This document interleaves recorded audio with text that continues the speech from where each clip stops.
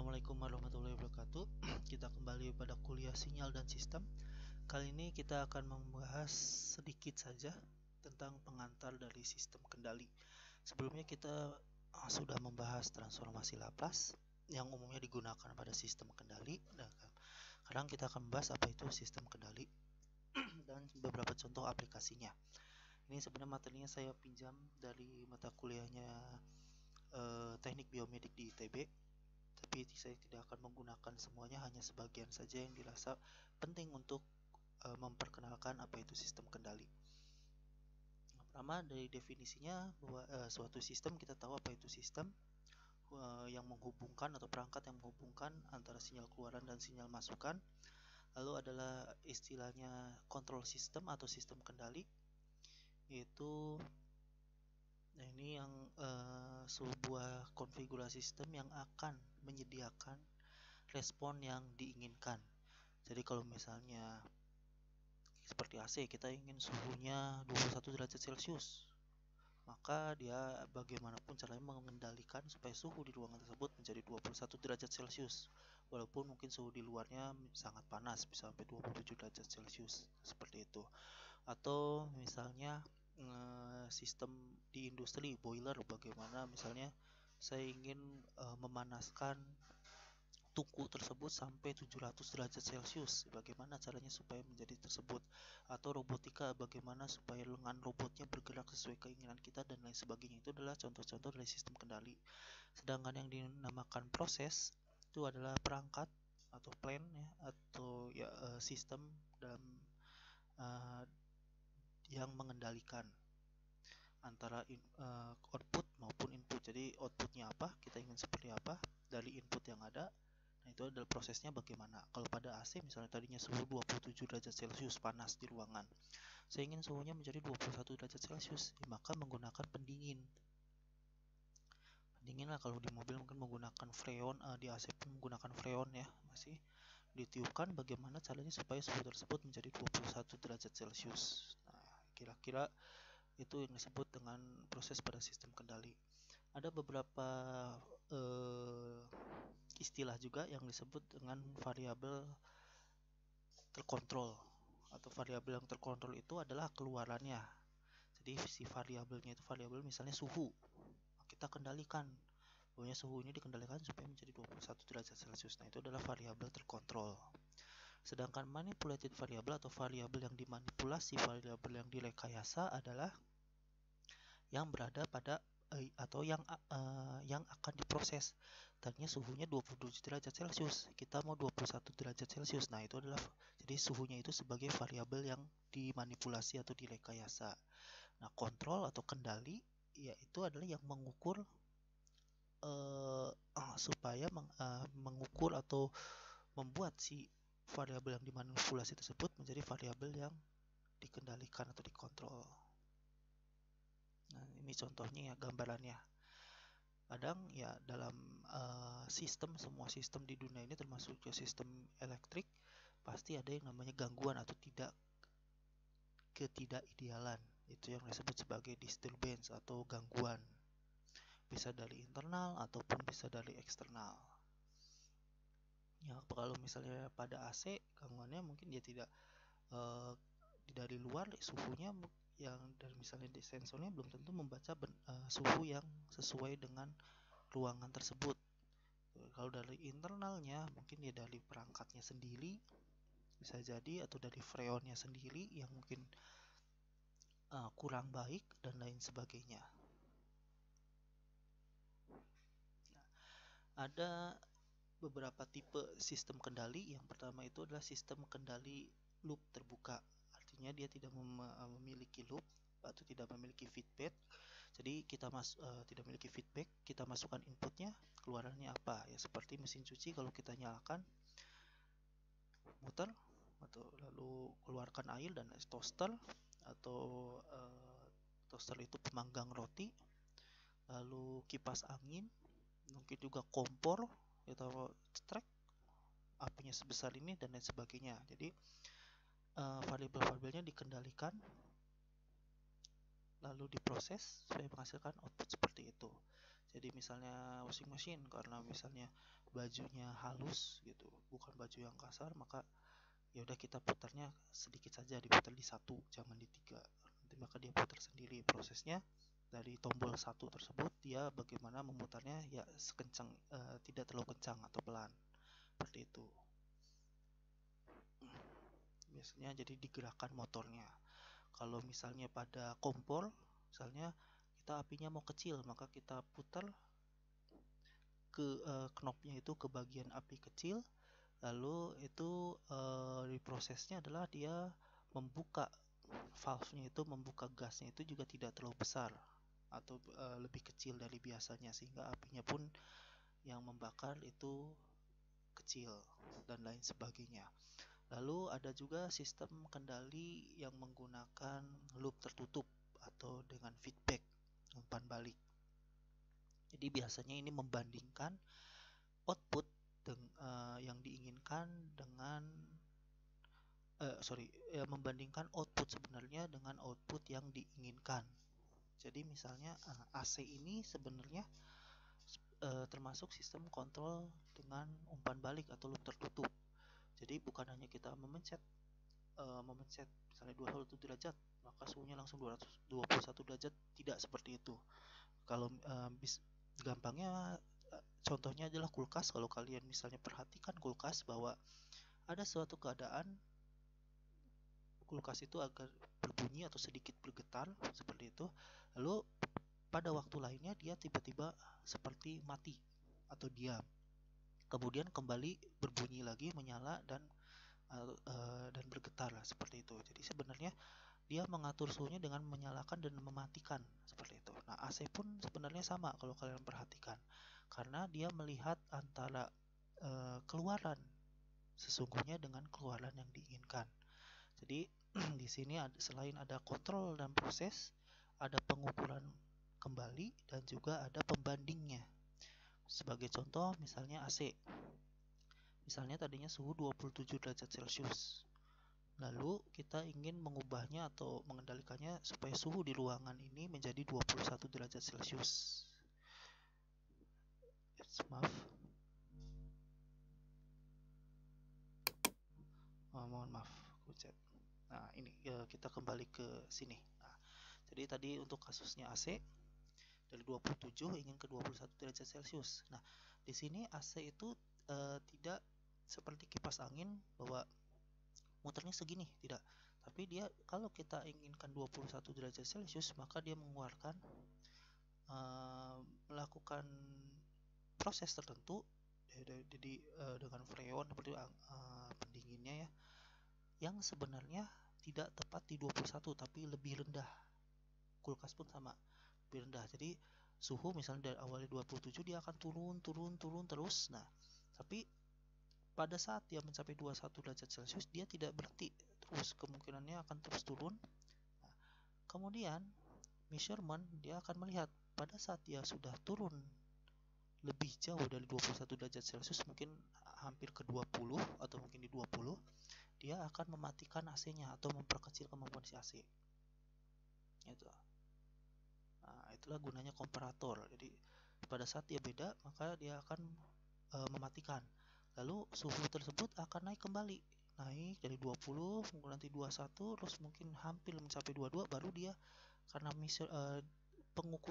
pengukur ini melihat dia sudah melebihi 21, maka di komparator dikendalikan lagi AC, kemudian menyala dan begitu seterusnya. Jadi dia tidak bukan tidak menuju 21 ya, tapi pada saat di awal proses maka tujuannya itu bukan harus tepat di 21, tapi yang penting dia berada stabil di sekitar 21. Jadi seolah-olah nanti akan naik turun di sekitar 21 derajat Celcius. Sama halnya juga dengan kulkas. Jadi pada saat misalnya dia ingin dianggap aja 15 derajat 10 derajat Celcius, anggap aja. Lalu dia akan menurun sampai kurang dari 10 derajat Celcius, mungkin sampai 9. Lalu pada saat itu dia akan naik lagi suhunya. Jadi dimatikan freonnya, naik ke atas sampai mungkin lewat 9, mendekati 10 baru dia nyalakan lagi supaya turun lagi, naik lagi, turun lagi, dan seterusnya. Nah, itu adalah measurement. Nah, AC dan kulkas adalah salah satu sistem kendali loop tertutup yang memiliki satu variabel yang dikendalikan yaitu suhu. Nah, beberapa perangkat ya memiliki variabel yang banyak yang ingin dikendalikan, jadi outputnya bisa sangat banyak. Entah mungkin satu ada motor, ada juga panasnya, ada selain penggerak, panas ya, mungkin mengeluarkan angin dan lain sebagainya. Itu yang ada di industri.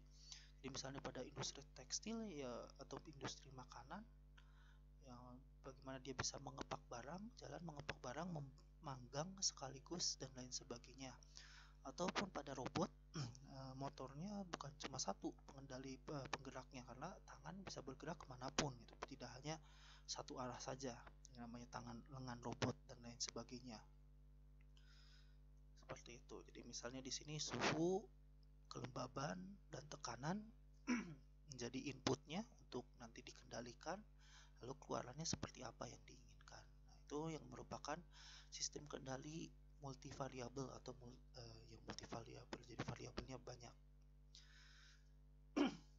Nah, sistem dengan feedback itu biasanya adalah mengatur errornya, sama seperti kasus AC. Jadi dia berharap berada pada rentang 21 derajat Celcius, tapi secara nyata mempertahankan pada suhu 21 derajat Celcius itu sangat sulit, maka dia akan menggiringnya mendekati, turun dikit, naik lagi, turun dikit, naik lagi. Nah, itulah yang disebut dengan error. Feedback ini adalah mengendalikan dari error atau galat atau perbedaan suhu yang diinginkan dengan suhu yang sebenarnya. Feedback dapat bernilai positif ataupun bernilai negatif. Nah, misalnya kasus feedback yang mungkin buruk ya bagi sistem, misalnya kalau kita menggunakan mikrofon tepat di depan speaker, misalnya nanti akan ada dengung, suara dengung seperti itu. Nah, itu adalah feedback yang buruk bagi sistem. Nah, contohnya adalah servo system seperti ini. Jadi dia menggunakan antena. Nah, nanti antenanya ini bisa memutar kiri atau ke kanan sesuai dengan panel yang diinginkan. Anggap aja kalau misalnya ini kalian menggunakan CCTV atau kamera, nah nanti kita bisa putar nih, kameranya mau ke kiri, ke kanan, menghadap kemana, dan seterusnya, seperti itu.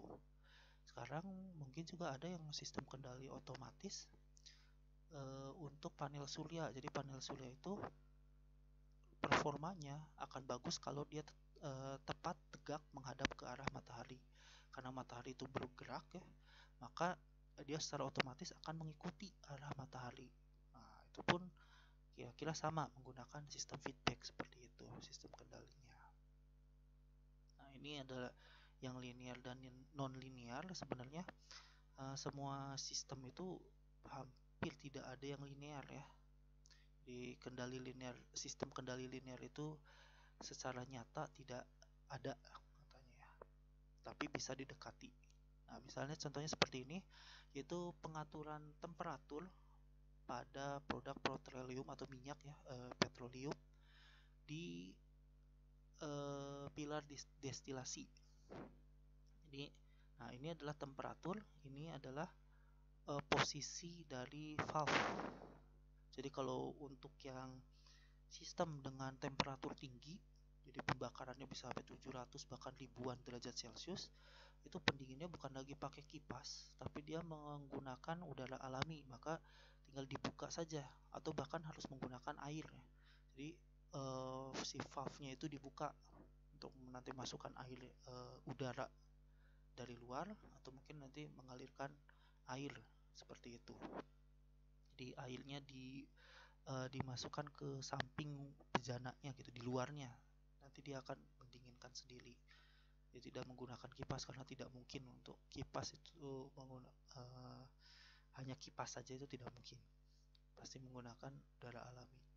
Nah, jadi misalnya dia di sini untuk menurunkan suhu, maka valve posisinya harus dibuka secara penuh. Nah, di sini bisa terlihat bahwa kontrol atau kendali pembukaan valve. Valve itu apa ya, seperti yang lubang yang bisa dikendalikan buka tutup ya.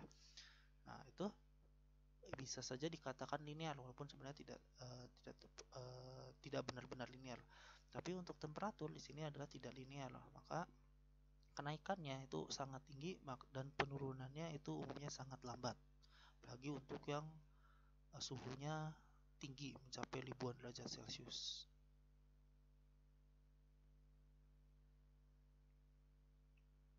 Nah, nanti kita akan mempelajari di materi berikutnya adalah tentang ini, bagaimana kita mengatur respon dari suatu variabel yang diinginkan. Nah, misalnya pada temperatur seperti ini, ya, umumnya kalau temperatur agak sulit untuk dikendalikan ya, karena sangat bergantung pada kemampuan alam itu sendiri, khususnya yang sangat tinggi mencapai ratusan bahkan ribuan derajat Celcius. Nah, di sini kita lihat bahwa temperaturnya itu mencapai 500 derajat Celcius, tapi masih terus naik dan turunnya sangat perlahan di sekitar 500 derajat Celcius. Nah, bagaimana sih misalnya kita ingin mengatur naiknya itu jangan terlalu tinggi, ini misalnya bisa sampai 600 derajat Celcius, jangan, tapi misalnya saya maunya hanya 550 derajat Celcius. Nah, itu bagaimana caranya? Bagaimana sih supaya dapatkan bahwa kestabilannya sampai dapat 500 derajat Celcius itu tidak terlalu lama. Ini kan kelihatan bahwa sangat lama ya jatuhnya ya. Sini naik dulu baru sampai 500 derajat Celcius, di sebelah kanannya mungkin masih agak jauh. Atau bagaimana sih supaya lebih cepat mencapai kestabilannya itu. Jadi jangan terlalu lama, ini lebih cepat kita geser lagi. Nah, kira-kira atau mencapai titik 25% ini lebih cepat lagi. Nah, nanti kita bisa merekayasa atau membuat suatu sistem tertentu yang kita inginkan performa atau karakteristik dari sistem tersebut. Nah, kita lewat saja. Ini lewat.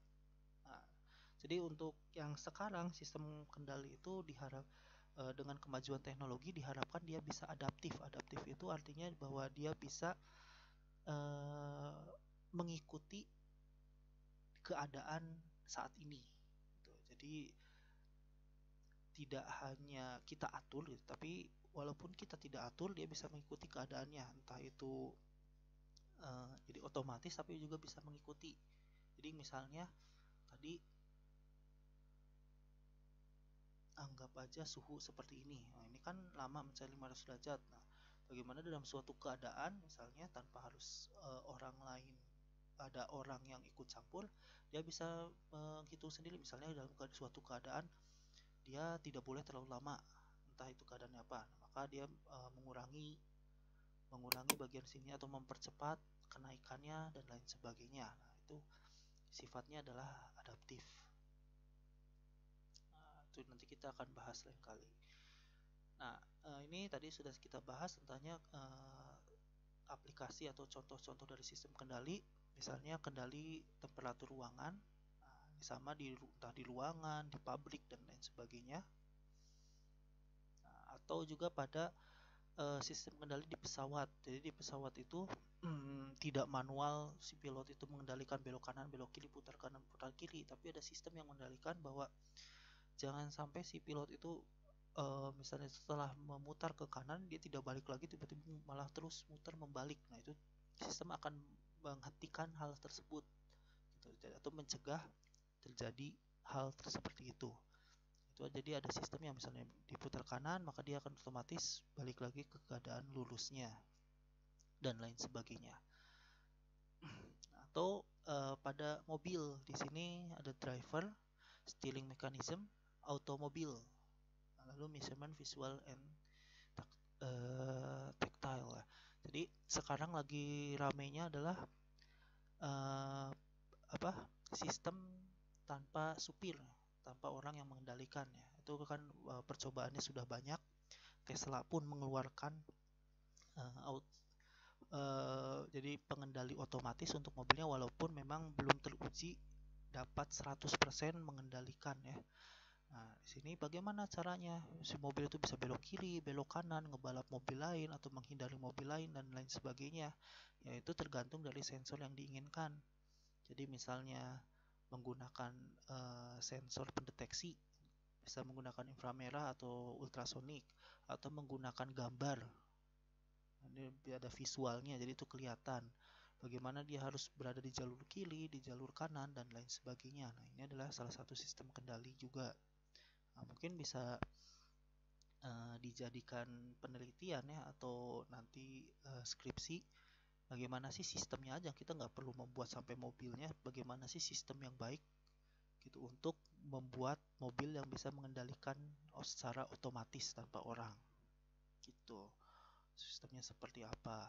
Dan karena masih dalam tahap percobaan ya, sampai di dunia pun, maka masih tidak bisa 100% dan masih juga banyak perdebatan di kalangan masyarakat ya, apakah ini aman atau tidak, seperti itu. Bahkan di kalangan peneliti pun masih sangat meragukan bahwa apakah bisa mobil yang dikendalikan dengan mesin itu otomatis itu bisa menyamai eh, kemampuan penarikan kesimpulan atau performa dari manusia, seperti itu. Nah, tapi kita lihat aja ke depannya apakah benar-benar nanti seperti di film-film bisa secara otomatis mengendalikan mobil itu, dikendalikan oleh mesin tanpa campur tangan orang, atau mungkin pada akhirnya memang tetap orang tersebut harus tetap berjaga-jaga di balik setir dan bersiap-siap kalau misalnya terjadi hal-hal yang tidak dikehendaki oleh sistem tersebut. Nah, ini contoh sistem kendali yang bukan pada bidang elektrik tapi pada tubuh manusia. Jadi artinya sistem kendali ini loop terbuka ataupun tertutup bukan hanya ada di perangkat-perangkat buatan manusia, tapi secara alami pun ada di tubuh manusia. Ya memang kenyataannya penelitian itu banyaknya mengikuti sesuatu yang sudah ada di alam ini, gitu ya. Jadi sistem kendali itu ya pasti mengikuti dari kemampuan manusia untuk mengendalikan, dalam hal ini adalah misalnya mengendalikan glukosa dengan cara mengeluarkan insulin. Jadi kalau manusia itu manusia normal ya, banyak makan gula atau banyak yang mengkonsumsi glukosa yang berlebih, maka tubuh itu akan mengeluarkan insulin secara otomatis. Jadi kita nggak perlu lagi mikirin berapa sih insulin yang kita keluarkan gitu ya. Kita makan misalnya makan donat, makan apa itu boba drink, minuman boba dan lain sebagainya, Thai tea yang manis, yang gulanya pasti banyak. Jadi kita nggak usah mikirin berapa sih insulin yang harus kita keluarkan supaya kita tetap sehat, nggak perlu. Tapi tubuh kita sendiri yang akan melihat.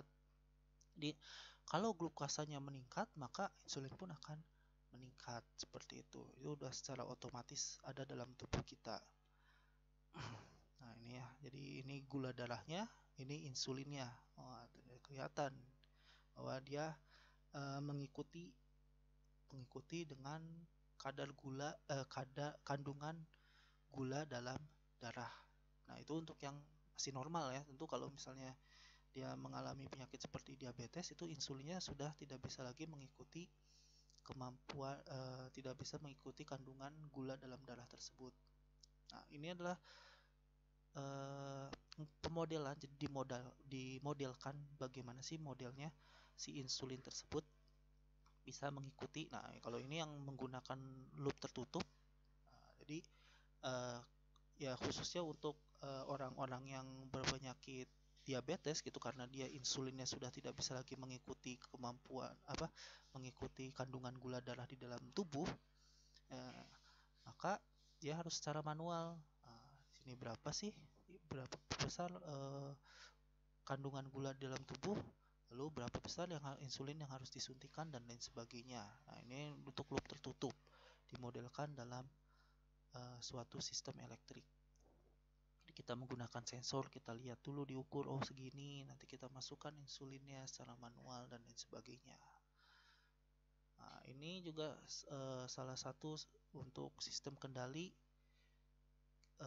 bitrate, heart rate itu berarti detak jantung. Nah, kalau misalnya ada suatu detak jantung itu akan sangat berpengaruh dari keadaan kita, dari paru-paru, state of the lung, dan lain sebagainya ya. Mungkin ini lebih tepatnya mungkin anak kesehatan yang lebih mengerti ya, karena ini mengambil materi juga dari teknik biomedis. Saya sendiri kurang mengerti cara kerja dari detak jantung sendiri.